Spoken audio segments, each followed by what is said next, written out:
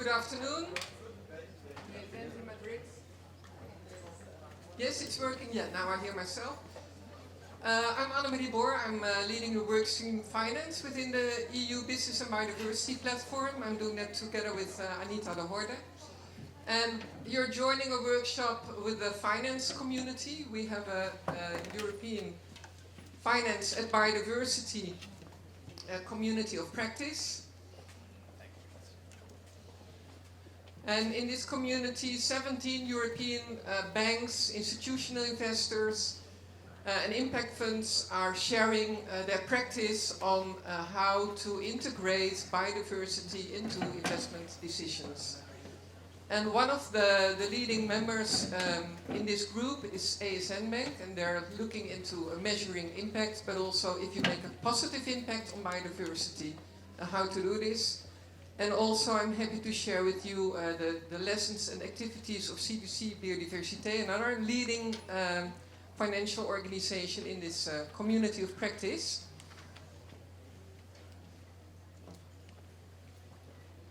So what has been on the agenda of this community of practice is biodiversity accounting and finding a common ground for that, a collaboration also between ASN Bank and CDC. You can find the reports online. And another attempt has been done on how to improve a positive impact, like this patient capital lesson Mirova was sharing with us this morning. So that's another paper on positive impact that can be found online that has been made in the last years. But furthermore, in almost every meeting, the topic of setting targets, setting an ambition came up. So we'll deal with that topic in the next group session after this one. But ASN Bank will also share some about this in this group session. Well, welcome everybody. I was a bit surprised I had the smallest room with this topic, but now please come in and join us. I think and you can use these chairs as well, because we won't use them in this group session. For the speakers, we'll be standing and walking and stay energized ourselves. Another topic we've been looking at is high impact sectors, but also high opportunity sectors, because it's not only about impact and risks, but also about opportunities for being restorative.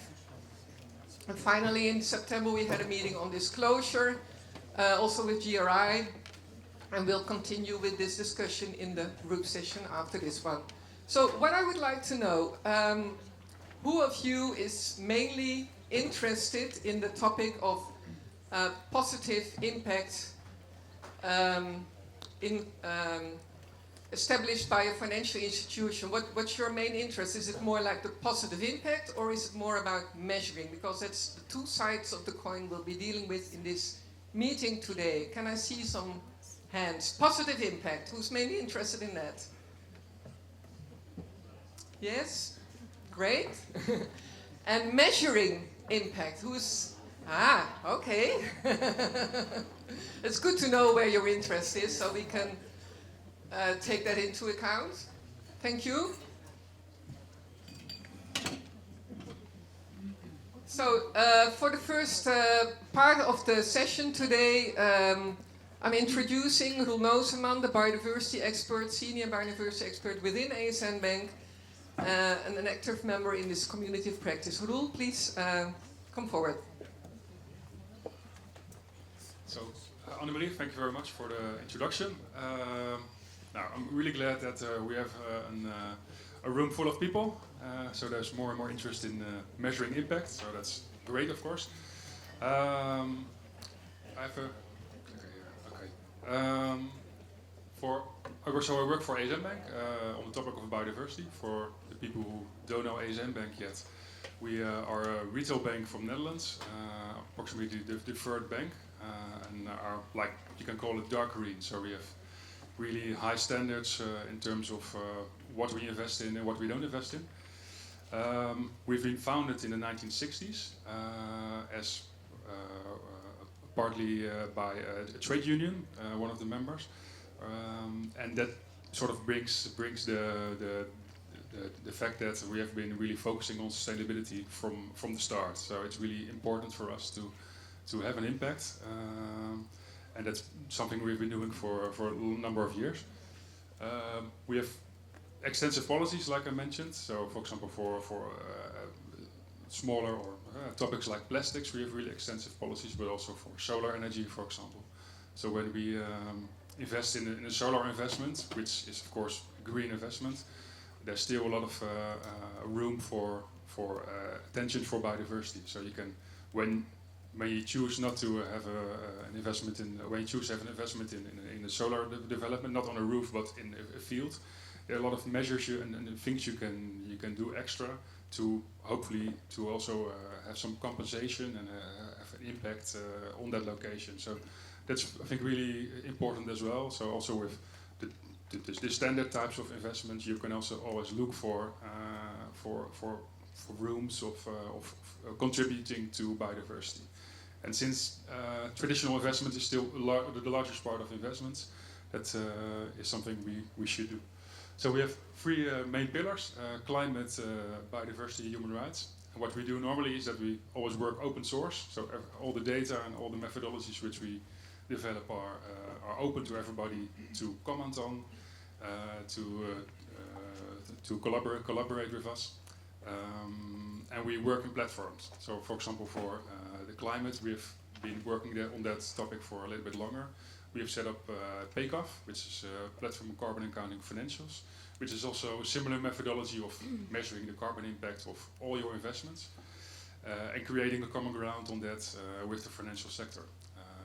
That's now being taken up globally. We have PCOF Global, which is now being used, I think, by more than 50 financials. So that's really important that you agree on something and to get it mainstream. And for biodiversity, we also need the same thing. Last year, I'll talk about it later. For human rights, we focus on the living wage in the garment sector, which is more an engagement initiative, trying to create the conditions at the companies like Nike and H&M that the living wage is paid in the sector. It's really complicated, but we try to have a lot of investors to build a coalition on that. And for biodiversity, last year we worked with CDC on developing a common ground on biodiversity footprinting, because it's such a complex matter of doing that as a financial institution. It's really new, and we need to talk to each other on these topics. Because if everybody, we see it today, if everybody develops their own methodologies and their own target settings, we won't get it mainstream, and we need to move forward. So, what we also do is we set long-term goals for all these pillars. And that's why we need this methodology measurement. And what's interesting is with these long-term goals, when we set them, we're not sure if we're gonna achieve them, because it's for 2030. We have 3 goals for 2030 for these 3 pillars. For climate, to be climate neutral, which we already achieved now. But for biodiversity, we want to have a net positive effect on biodiversity. And because the methodology measurement is not there yet, or partly there yet, the data is not perfect yet, we're not totally sure if we can achieve it, but if we wait for the perfect data, then we can maybe wait for 5 or 10 years or longer, and then it will be too late. So that's probably a message for you as well, if you work in a company or financial institution, dare to try to set an ambitious goal, even if you're not really sure yet if you can achieve it. So we started with the BFFI methodology in 2014. We were at that time really active with climate, and there was not really a lot of capacity and interest in also starting on something with such complexity as biodiversity. We then talked to a lot of stakeholders, with NGOs, with a lot of other institutions, and they came to the conclusion that if you want to have some kind of long-term goal for biodiversity, you need to start measuring. So that's where it starts. So in the end, we did start a pilot with our consultants, just to see which methodologies can we use and how can we measure our impact. And why not, we'll tell something later about that as well. So I'll stay a little bit above that. the question now, because we've been measuring our impact for a number of years, measuring is just one thing. We also need to work towards our targets. So we use, of course, the mitigation hierarchy. So we try to lower our impact with, if you invest in shares, you can set higher criteria, you can divest certain investments, but you still have a negative impact, because most companies have economic activities, they have factories which have emissions. So in the end, you have some residual impact, or considerable residual impact, which you need to compensate. So, but when you need to compensate, you need to have the rules to measure positive impact. They need to be in place. So, how can you measure your positive impact? What's the starting point when you arrive at a project, for example? If you look at a project level, what's your reference scenario? Is it pristine nature? Is it the situation when you start investing? So there are a lot of questions around that topic, which Reinhard will tell us more about it. And of course, we want to integrate it in our methodology. So on the one hand, you have this portfolio level where you see the hotspots, and then if you need to compensate, you need to go locally to projects, because biodiversity is really locally determined. So therefore, we need something else. So we have this really ambitious goal. We see our impact from our footprint going down, so we're going in the right direction. But our investments really need to scale up, and that's what we are working on now on our operational plans for the next years, to try to achieve and get enough budget and enough investments out there to start really compensating on a large scale. Some reports can be found on the EU website, but also on our website about the work we have done.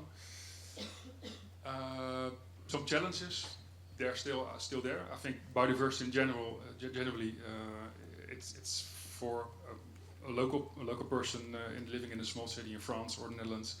What does biodiversity mean biodiversity loss means for that person? And that's still a difficult question, which is not really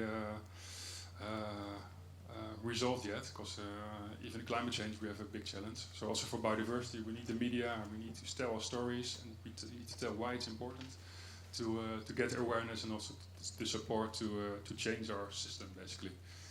The number of projects, investment projects for this positive impact is still limited. If you look at the scale which we need to invest in regeneration of landscapes and biodiversity, it's still limited. We're scouting the whole arena, and of course Mirova and a lot of companies are doing great things, but it's not large enough. So that's maybe also towards CBD one of the big conclusions, that we need that. Data is not perfect yet, but that's is something I think with a lot of financials we need to put the demand out there at data providers. And we need to keep working on impact measurements. So, and I think that's my part of the talk. If you have any questions now or later, let me know. And Wijnand, our consultant, will tell something more about our impact measurement and positive impacts. Thank you.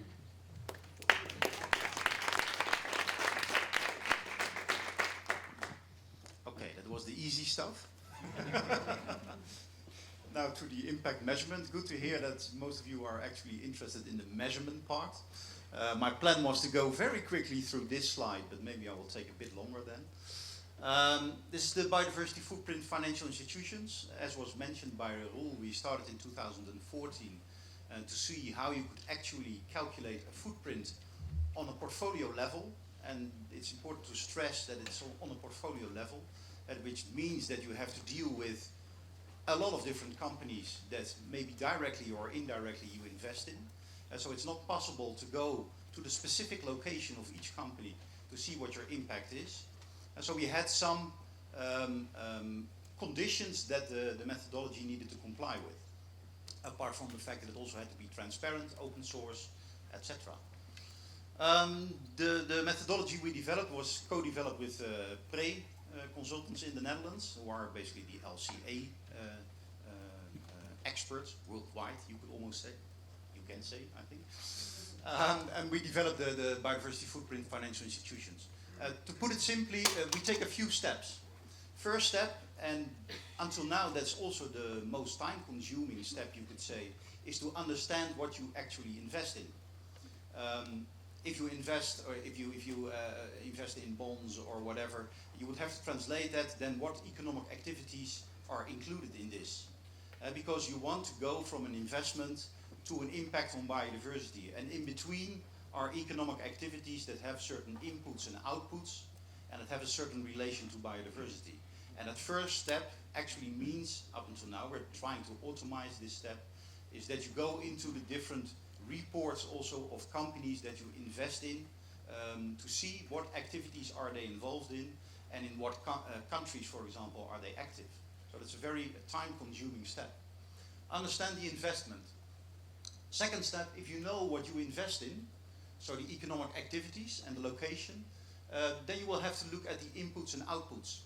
What does it mean if you invest in Nike? And they will also have a question about scoping. If you invest in Nike, do you invest in a retailer? And is maybe the most important impact energy use, or a bit of land use maybe for the retailer itself? Or do you also include maybe the production of cotton for sportswear? You're not investing in cotton, you're investing in Nike. And Nike is not owning those cotton plantations, they're purchasing the cotton from their suppliers. And I guess on this point of scoping, different financials will take different decisions. We also discussed it with ASN Bank, and we decided to include all scopes, so scope 1, scope 2 and scope 3. The main reason for that was that ASN Bank also wants to use this footprint to find out where can we have an influence.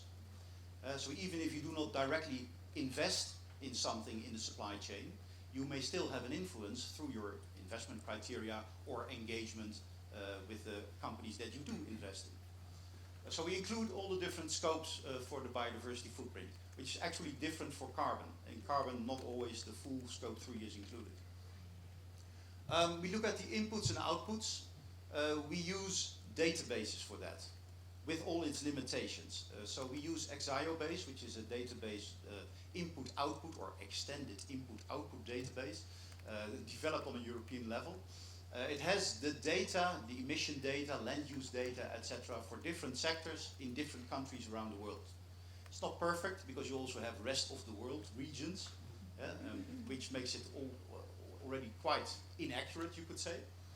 And of course, the big setback of using such a database is that you do not use the actual data of the company that you invest in. We use the average of the sector in the country. That's the data that we use. So again, that's also something that makes it not that as accurate as you would like. But like I mentioned, it's on a portfolio level. You cannot do it for every single company, unless maybe in the future the data streams become so efficient and so effective that you could actually do that. So we use these databases to come up with the inputs and outputs of the economic activities that you invest in as ASN Bank on your whole portfolio. And from that you can get the environmental pressures. So you know there's CO2 emissions, so climate change is one of the pressures that you basically are responsible for through your investment. Other environmental pressures, land use, land transformation, ecotoxicity, etc. That's called the midpoint level in the measurement. From there you want to take that step to the impact on biodiversity, of course. So what does it actually mean, a 1 degree, maybe temperature rise worldwide? What does it mean for biodiversity? And to take that step, we use the recipe methodology. Recipe methodology is, you could say, a dose response or pressure response based model, which calculates the step from the midpoint to the endpoint. And in this case, the endpoint is ecosystem quality or the loss of biodiversity. This is based on scientific data, best available science at the moment, you could say. It's also used by other models, like the Globio models, for those who may know it. And we use this step to calculate the impact on biodiversity. Then what do you end up with? Potentially disappeared fraction of species per square meter per year, which is very difficult to understand.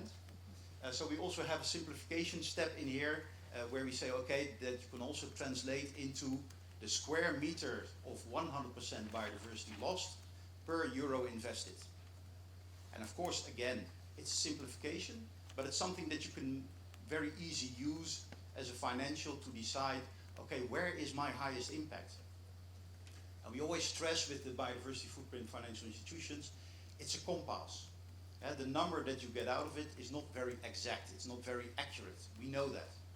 But we also know that as long as the direction is correct, you know what to maybe focus on and do your deep dive. Because on a portfolio level, you cannot focus on everything. So what we get out of this assessment is the biodiversity impact hotspots. So you know, do I need to focus on my mortgages, or do I need to focus on my equity, or on green energy? That's the kind of picture that you get out of the assessment. And this is the kind of graph that you get as a result. So from government bonds, mortgages, investments in local government, wind energy, solar energy, equity, you can see where your impact is located on a portfolio level. And you can also see why it is located there, because you have an idea of the drivers behind it. It's all in the methodology. So then you start to understand what buttons you could turn if you want to change your impact on biodiversity. Is it really precise? No, it's not. But of course, you know, in this case, probably a focus on equity is more important than a focus on government bonds or mortgages, for example. Within equity, you can again see why is the impact in the chemical sector maybe higher than in construction, and what are the drivers behind it. This kind of knowledge from the footprint you can again use in your investment criteria to decide, okay, what do and do I not invest in. And then of course the big question becomes, if you want to become no net loss or want to reach a net gain, then what do? Can you just balance out? Wind energy, solar energy is below the line, which means a positive contribution, avoided CO2 emissions, which is positive for biodiversity. But of course you cannot, and it was already mentioned by Roel, that you cannot just balance out because you have a mitigation hierarchy that you need to deal with. So first you try to avoid, you try to minimize, you try to restore, and in the end you are going to see, okay, do I need to compensate for any residual impact that I still have? And that's the point where we are now also with ASN Bank. If we want to reach that net gain in 2030, they will have to look at biodiversity positive investments, because otherwise you will never get there. And then you get a few new questions, you might say. Because what is a biodiversity positive investment? It sounds very easy, but definitely also you start thinking about integrating it into a footprint. Is that an investment resulting in an increase in biodiversity or restoration, maybe? Or could it also be the reduction of negative impact, like in good agricultural practices, maybe, investments? Or indeed the avoidance of negative impact, an investment in green energy? If it's all three, do you also all use them in the same way to reach a net gain? That's a question. Can you use them all to reach this no net loss or net gain? And a positive impact compared to what? It was already mentioned by Roel. What is your reference situation? Is it a pristine biodiversity level? It wouldn't work, because then if you invest maybe in good agricultural practices, there will still be a negative impact. Only you have reduced the negative impact. So especially for impact investing, using pristine as the reference doesn't work. And so we started a project, Positive Impacts in the BFFI, funded by the Ministry of Agriculture, Nature and Food Quality. Caroline van Leenders, probably somewhere in the back, yes, if you have questions. Together with Pre, we did a few first steps. So I must stress, it's not common ground yet, what we looked at. What we did, we looked at all the different initiatives that are already out there. So BBOP, the Business and Biodiversity Offsets Program, familiar to some of you, I guess, they already looked for many years at what are the rules for compensation. And that's of course important work, because they also looked at things like the definition of positive impact and the different categories of positive impacts. So we used their knowledge, we used the knowledge of the GIN, IRIS Plus, UNEP-FI, the STAR methodology of IUCN, trying to see what is out there and what could we use to focus on this positive impact question. So how can this be used to define biodiversity positive impacts, how to measure or calculate the impact, how integrate it in the footprint, and maybe also to reach a common ground. In June, we had a workshop with around 25, 30 participants, commenting basically on the interim results of this project. It's not a common ground yet. What we would like to do next year, together with ASN Bank, is a platform biodiversity accounting financials, not the PCAF, but the PBAF, trying to also reach common ground with more financial institutions on this topic and identify follow-up steps. Some of the results, very quickly, because I have very limited time, and probably no time left at all. Different categories that we found, and large part of this is based on the work of BBOP that I mentioned before. So you have investments in enhancement of existing biodiversity, really raising the level of biodiversity, which is a positive biodiversity positive investment. Restoration, which more or less is the same, but you bring it back to a prior higher state of level of biodiversity. Reduction of negative impacts by, in many cases, addressing one of the drivers of biodiversity loss. So if you have agriculture and you invest in maybe in Rainforest Alliance certification, you will reduce the impact of the agricultural process. Question there is how to deal with certification. You have many impact investors work with FSC, MSC, Rainforest Alliance, etc. But there's very little data available of what the actual biodiversity gain is of such certification. And in a footprint, you would like to have maybe a percentage for each certificate to include in your footprint, but it's not there yet. And the avoidance of negative impacts. And we also looked at investment criteria and engagement, which is also a way, of course, of having an influence, but it's much more difficult to directly link this to the work of the bank. If you engage, then if there is a change, was that due to the engagement? Or were there other factors maybe playing a role? So difficult to include that in a footprint. What we came up with, and it's a big step, is kind of a table where we see the different categories of biodiversity positive investments on the left side. We also discussed, well, then what should you report on? The net positive impact of these different investments. Of course, also still on your negative impacts on biodiversity with all your investments. And we also decided basically you should report on all these different categories of impacts that you have. So that then you're fully transparent. Then an outsider can say, well, you say that you're now net gain, but large part of this net gain was reached through, let's say, the reduction of negative impact or restoration, and you can have an opinion about that. Should we integrate it in the footprint? Yes, basically for all the different categories. Can we use it to reach a no net loss? Yes, so also the avoidance of impact through investment in green energy you can use to reach a no net loss. Can you also use it to reach a net positive gain, or net gain? You can only use, we think, is the actual increase in biodiversity to reach this net gain. This is not common ground yet, and we are also will test this with case studies. Does it work? Can we actually include it in the footprint? But it's the first steps in the right direction. And of course, the mitigation hierarchy is important everywhere. I will explain a few words, 5 minutes, I have all the time, about a few case studies that we did. Basically, Daniel Kahn from Pre would present this, but he fell ill this morning. Too bad. Could be either dinner last night or breakfast. We looked at a few different kind of investments. Investment in forestry and reforestry, agroforestry, in this case shade-grown coffee, to see can you calculate for such a location-specific project the positive impact on biodiversity, and wind energy at sea. Some of the impacts that we looked at, carbon sequestration, of course, also linked to agroforestry and other types of different land type uses. Reduction of biodiversity impact through a more sustainable use of land. And the enhancement of biodiversity through the creation of undisturbed habitat in the sea, especially for the wind parks. What we saw, I didn't do that, I think. What we saw is that there's still little data available. Also from impact investors, you can see they provide certain information. In many cases on carbon sequestration, for example, information is provided. but in many cases not so much on the changes in land use and the related biodiversity impact.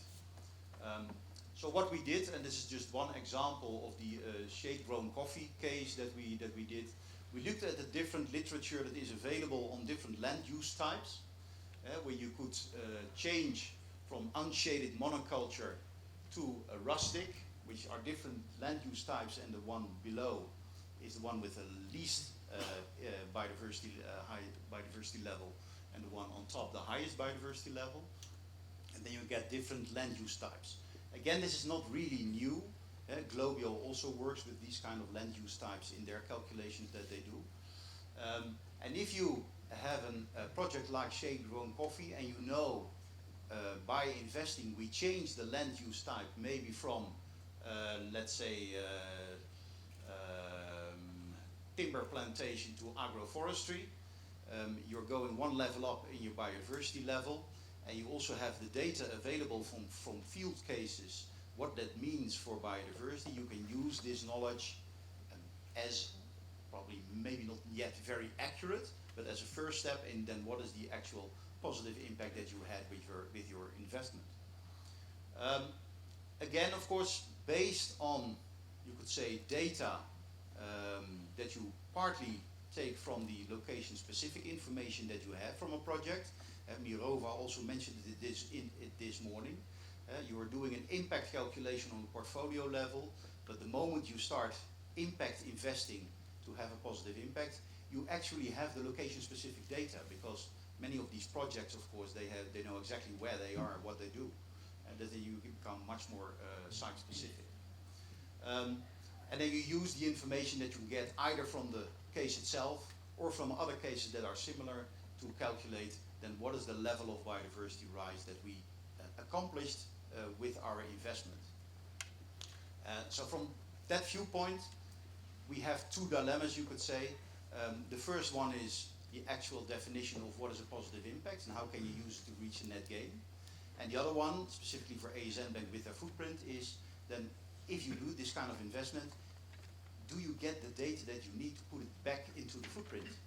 Because they want to invest in positive contributions, but they also want to reach their net gain goal in 2030. So it's also putting the number on the profit that you make with your investment. That's what we've been looking at the last year, you could say. Like I said, probably next year we will try to test this and see if we can reach common ground on some of these assumptions or some of the results that we had. Everything is again downloadable from the internet. The result, positive impacts in the biodiversity footprint financial institutions, what I have been explaining now, but in more detail. You will find in that report with the link below it. There's also a cases report written by Prey, so they really dived into the different data that you need to put these kind of positive investments into your footprint. And the other two were already shown by Roel Nozeman, the BFI methodology, which was not called BFI at the time yet. And the common ground paper that we developed last year together with CDC Biodiversity, but also Axiom and Finance in Motion in Germany. So you can find it on the internet. If you have any questions, you can always call Mark Goedkoop from Prey. Okay, do we take questions now? Is it, yeah? Yes? Any questions? Ooh. And maybe also for you can join. Yeah. James Spurgeon from Sustained Value. Well done, fantastic work you're doing, really brilliant. Just one little technical question, just very curious on the graph where you had the wind power and a very positive biodiversity impact. I just wondered sort of how you got that positive biodiversity impact and whether you take into account the footprint of the rare earth metals and other resources involved. Mark? Now, in this footprint calculation, everything is included. So it's not just the positive impact from avoided carbon, you could say. The carbon is not biodiversity. No, of course, but carbon is one of the drivers. The climate change is one of the drivers of loss of biodiversity. And one of the main pressures is climate change. Yeah. So if you save on carbon, that's how it works in life cycle assessment. I'm sorry. But included in this calculation is everything, so also the production of the windmill, etc. But it's good to note that some drivers are not included, like invasive species, which they have not yet been able to put into a life cycle assessment. So what we do in the BFFI is, apart from the quantitative assessment using life cycle assessment, also using a qualitative analysis to say, okay, the drivers that you miss out on, is that a problem, looking at the sectors that you invest in? Was that the question that you had, or was it a different one? No, that was the question, but I'm a bit concerned by the answer. And I think if that's the case, if anything that has a positive reduces carbon automatically has a positive biodiversity footprint, then we're in a very dangerous situation. Yeah, now we get the real firepower. Sorry. No, but what we do, we try to see what are the drivers. So biodiversity is one, eutrophication is one, acidification is one, land use change is one, land use occupation is one, and smog, low-level ozone is also one. So we take them all into account. And if you avoid nutrients, or eutrophication, or climate, that reduces your impact, but it doesn't suddenly change the sign. It is always, as long as you emit CO2, you still have the negative effect of that, but you reduce it a little bit.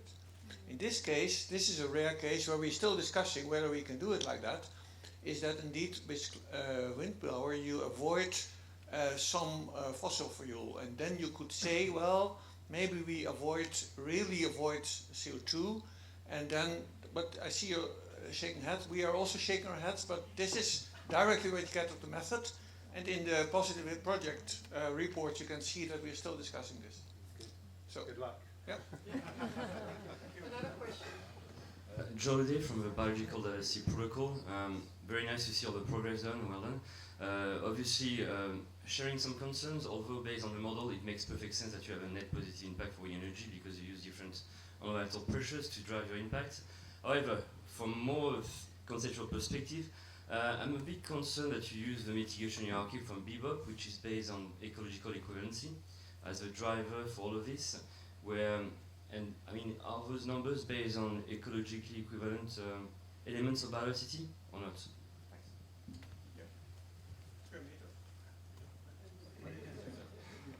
Yeah, so it's all expressed in the square meters ecosystems lost, which the technical term is potentially disappeared fraction of species in a square meter during a year.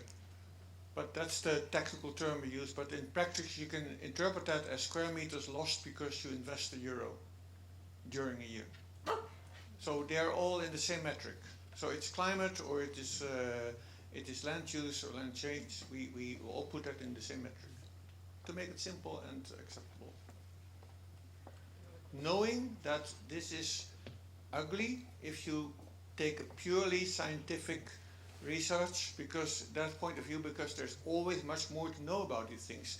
We are very generic, we admit that, and we stress that also to the actually when we started we said, well, we can calculate, but please count on the fact that the answer is wrong, but it's better than a 0, because then you wouldn't know anything what to do. So we are trying to be as close as possible to something valuable, not more than that, not less than that. Question over here. It's not a question, but sharing an example. I work for the International Finance Corporation, World Bank.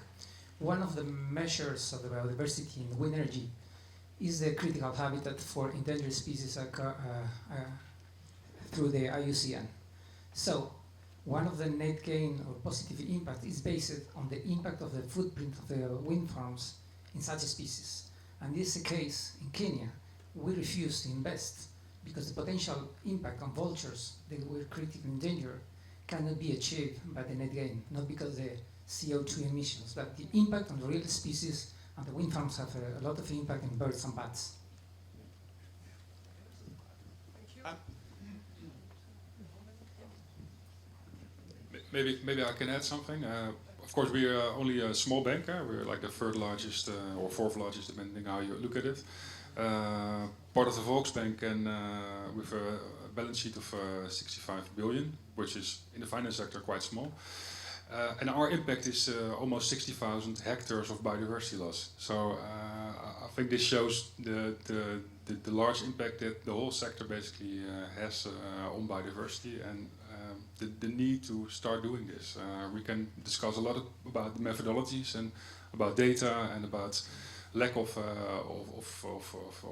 things in the methodology, and any comments we take with it, and we try to work with that. But if you wait for everything to be perfect, yeah, like I said before, we're too late. So.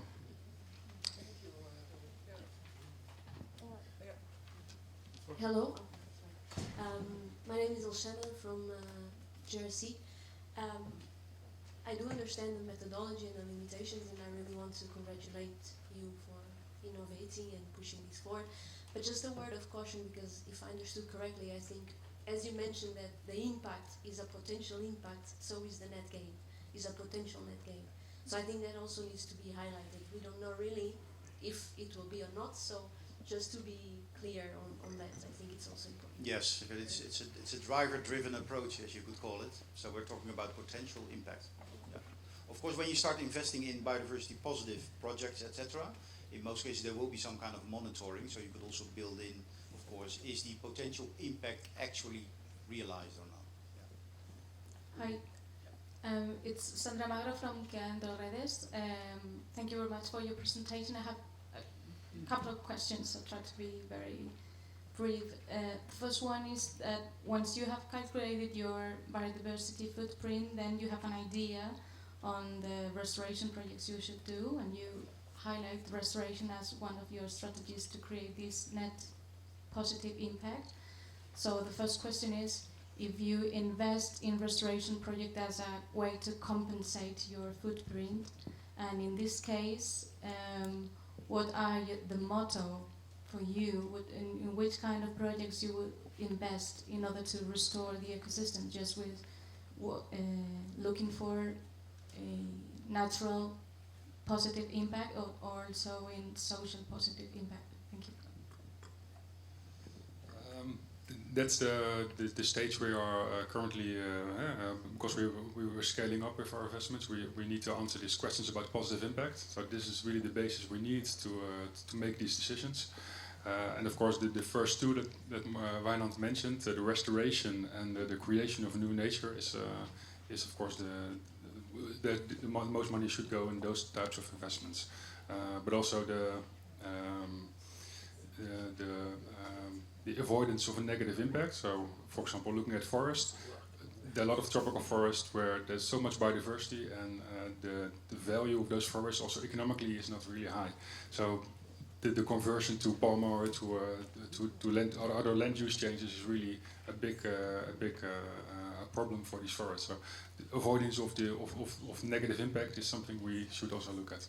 But how exactly, it's really under the discussion yet. Yeah.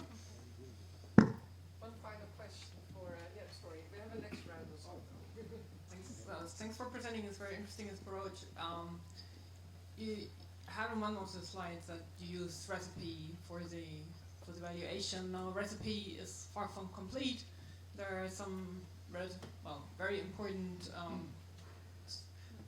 materials or substances that are left out. Did you look at other sources to like add to the recipe factors? Because, for example, nitrogen emissions to surface water bodies is not in recipe. But it's a very important one for biodiversity. And there are other studies that look at that. So did you include that, or did you just rely on recipe?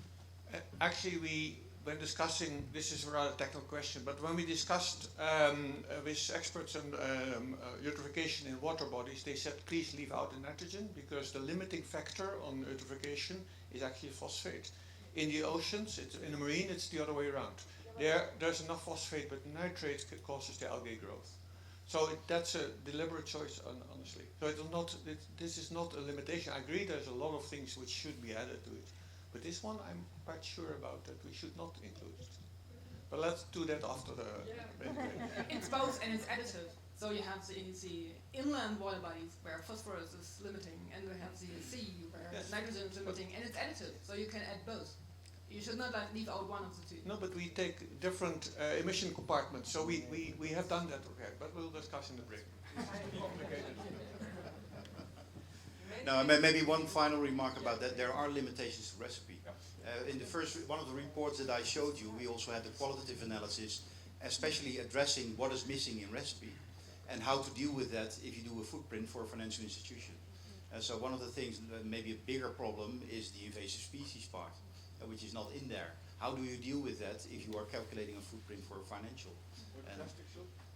Yeah, there are more examples like that, of course. And so that's why we also do a qualitative analysis. What are you missing in this footprint, and what does it mean for the result and the decision that you make based on that result?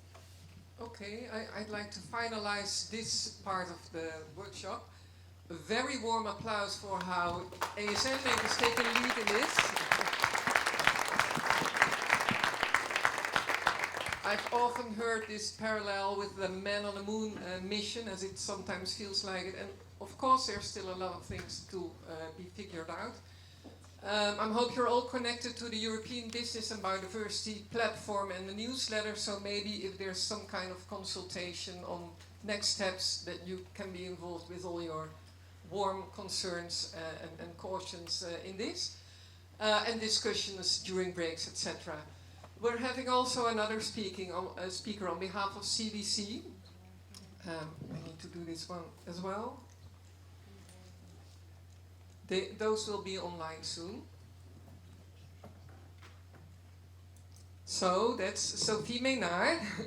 And we'll have a little bit more focus on how to achieve this positive impact. What kind of projects to set up, because that's also one of the challenges ASN Bank was mentioning, that it's very difficult to find enough positive impact projects to invest in. The floor is yours. Thank you very much. And first of all, I would like to deeply thank Anne-Marie and Jerome for the organization, and then I would like to thank for the two previous presentations that talk about investments and the need of engagements to reach positive impacts. My presentations deals with an initiative, Nature 2050, developed by CDC Biodiversity to achieve net positive impact on nature and to be the link between firms or funders and concrete projects. So as you can see, CDC Biodiversity is a trust third party and a toolbox for actors who want to act in favor of biodiversity in the long term. CDC Biodiversity was historically created to restore biodiversity and implement biodiversity offsets if residual impacts exist after applying the sequence éviter, réduire, compenser, which is a mitigation hierarchy. For some years now, our activities were extended to nature-based solutions, Nature 2050, to biodiversity footprint with the Global Biodiversity Score, to payment for ecosystem services, to research and publication activities, and so on. To focus on Nature 2050, it is not a tool to offset or to realize the mitigation hierarchy. It's a program aimed at reaching three goals: restoration and maintenance of biodiversity, mitigation of climate change, and adaptation of climate change, on 5 targets by the year 2050, that's why it's a name, on wetlands, green and blue infrastructures, agriculture and forest productive areas, urban and artificial spaces, natural and coastal ecosystems.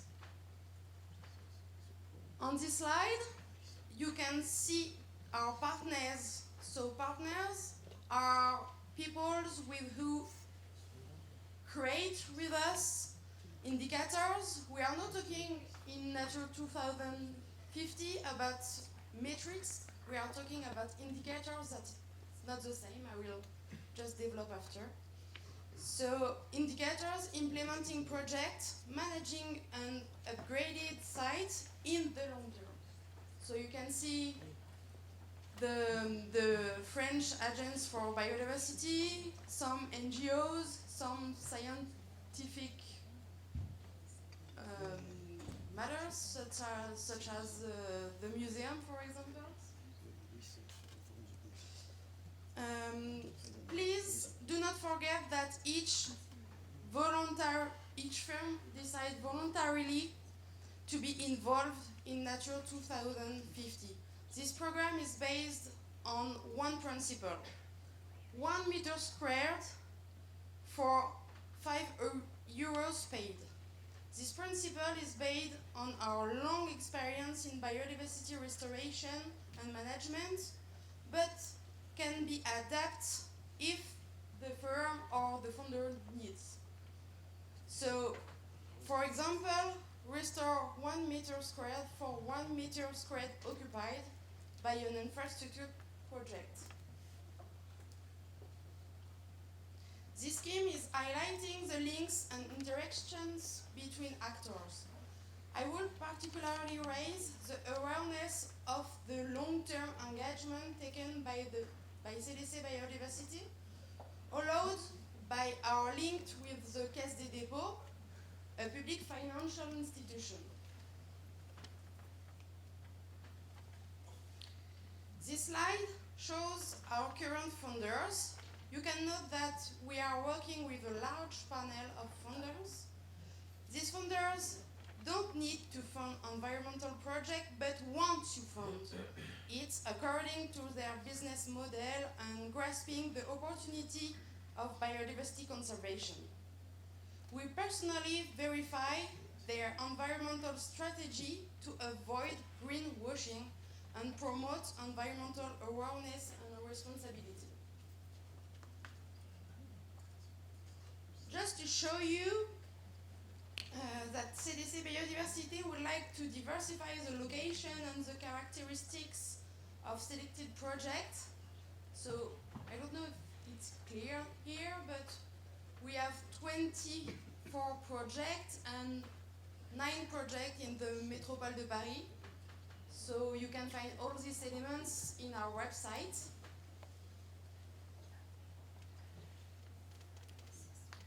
Okay, just to take one example more particularly, Kodak's brownfield site. So Kodak is one example made on urban space, more specifically on a high biodiversity brownfield in the Paris area region. Using adapted indicators, Nature 2050 aims at achieving the biodiversity net gain. So you can see that we are taking care about localization, surface to be enough to have results, challenges to be met, identified with the founder and the project manager, nature-based actions, so to be concrete, not talking about actions or measures, we would like to be concrete. And indicators selected, so previously I talked about not talking about metrics, but I prefer to talk about indicators because here you can see that we are working on organic carbon, nitrogen, earthworm inventories, etc. So we are, in this program, we are not searching to obtain a clear impact on biodiversity because the aim is to voluntarily adopt measures to improve biodiversity and obtain the net positive impact.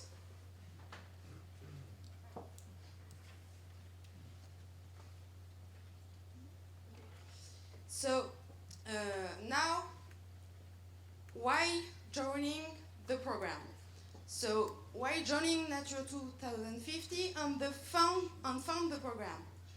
As you can see, several elements are given as consideration for a fund. In addition, are direct and indirect benefits, securing the supply chain, gaining market shares, improving the quality, etc.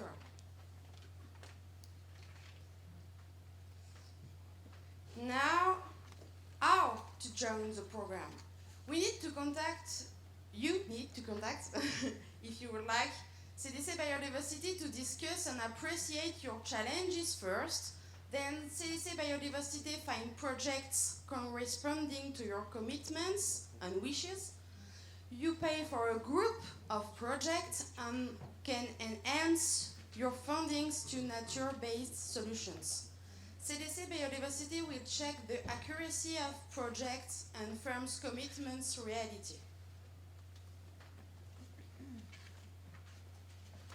To conclude, I hope I have been able to throw some light on this program in favor of the net positive biodiversity impact. Nature 2050 is voluntarily selected by firms who would like to act in favor of biodiversity.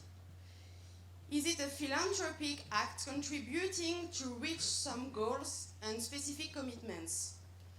Nature 2050 is a leverage effect at territorial level, combining public and private efforts for an ecological transition.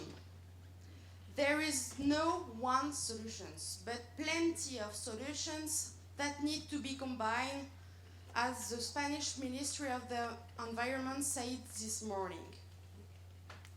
Thank you very much for your attention, and please do not hesitate to contact Antoine Gadi or Suzanne Rial, who is the project manager.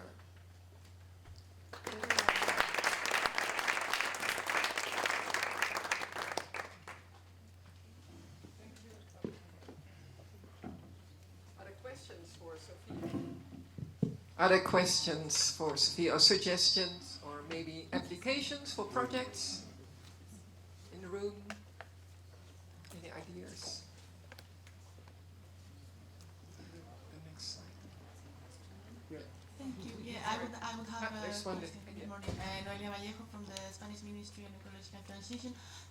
Very interesting. Thank you very much. I was wondering, so the companies come to you, they finance a project that is expected to be positive for biodiversity.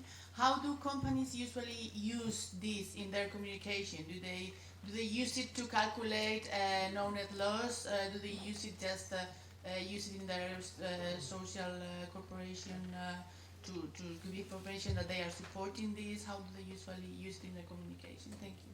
Okay, thank you for your questions. I think there is two ways for companies to use Nature 2050. The one is to be more biodiversity friendly, maybe, to show that they are acting in favor of biodiversity, not only offsetting their bad impacts. This is not the case of mitigation hierarchy, as I said, but the idea is to show that they are aware of what happens for biodiversity, and they would like to be maybe the first one or proactive for biodiversity conservation. And the other one is maybe for the social responsibility, or maybe the ecological responsibility, to show that some companies can be in front of the fight against the loss of biodiversity, and they would like to show that they are making some concrete actions in favor of biodiversity. Even if it's a group of projects, as I said, not only one project paid by one company, it's a group of projects to show that they can diversify their action and from theirs. So I think the both are interesting. Thank you. Other questions? Yes?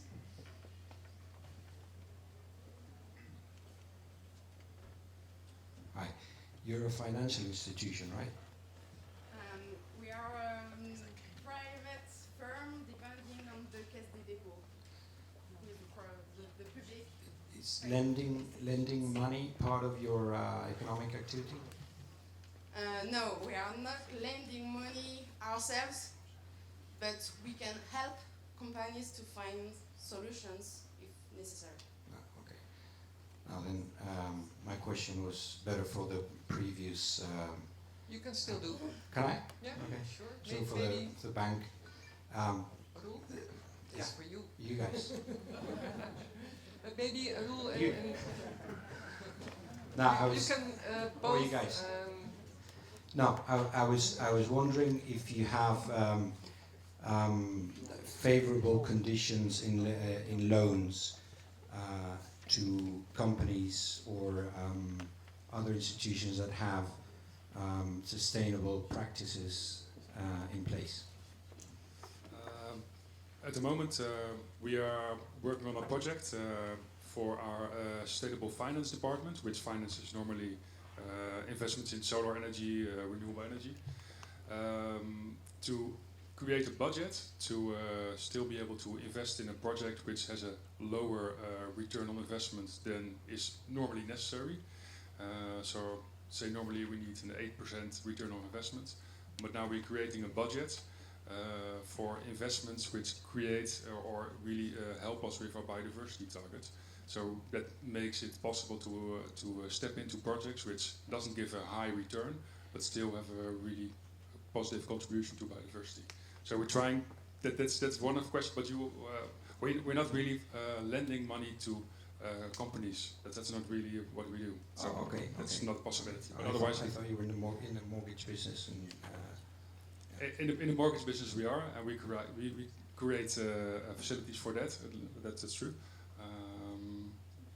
But yeah, in the mortgage you can do a little bit, but we're looking at green roofs, for example, and also more nature in gardens. But that's still under development. Yeah. do you foresee that happening in the sector? There are examples already, like certain banks that give a certain amount of discount on the interest rate, where there are certain certification standards or there is a certain positive gain. So that will and needs to be developed, of course, because that's one of the drivers of redirecting money, and yeah. So I foresee that happening. Yeah. Thank you. Maybe I can add to your question. There is another bank in the Netherlands, the Rabobank, who works together with farmers and has a biodiversity instrument. And farmers who will score well on biodiversity will get another financial product, so to speak. So there are banks that are experimenting, banks that are lending money that are experimenting with this way of working. Thank you. Are there any other questions or suggestions you'd like to share? Because I have one. It's for both of you. Because it's both about having a better impact on biodiversity, and yeah, my experience is that it's partly looking at decreasing the negative impact and increasing positive impact. To what extent are you also looking in engagement or other processes for opportunities to increase the positive impact within sectors that are having a negative impact? Yeah, it's not really part of ASN's business, I know, because you're mainly aiming for positive, but I was wondering. Since we are quite small, we do some engagement. We have done it, for example, for the pharmaceutical sector. But I think generally, if you work on engagement, you need to do it well with a lot of capital behind you to have an impact. So that would maybe happen in the future on this topic. But at the moment, we are working on changing our own operation first and answering these important questions about positive impact. Thank you. For CDC? Yes, maybe I can just add that when we are working with the firm on this program, we are checking their responsibility according to their environmental strategy documents. So we are taking care that they are not destroying biodiversity or making high damages on biodiversity. So it's not offsetting bad impacts by good impacts. It's just acting in favor of biodiversity.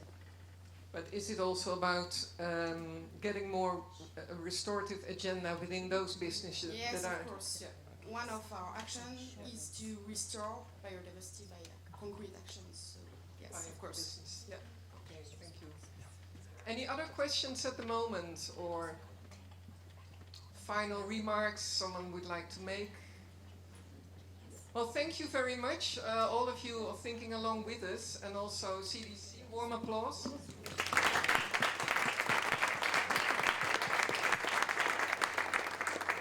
We'll have a break.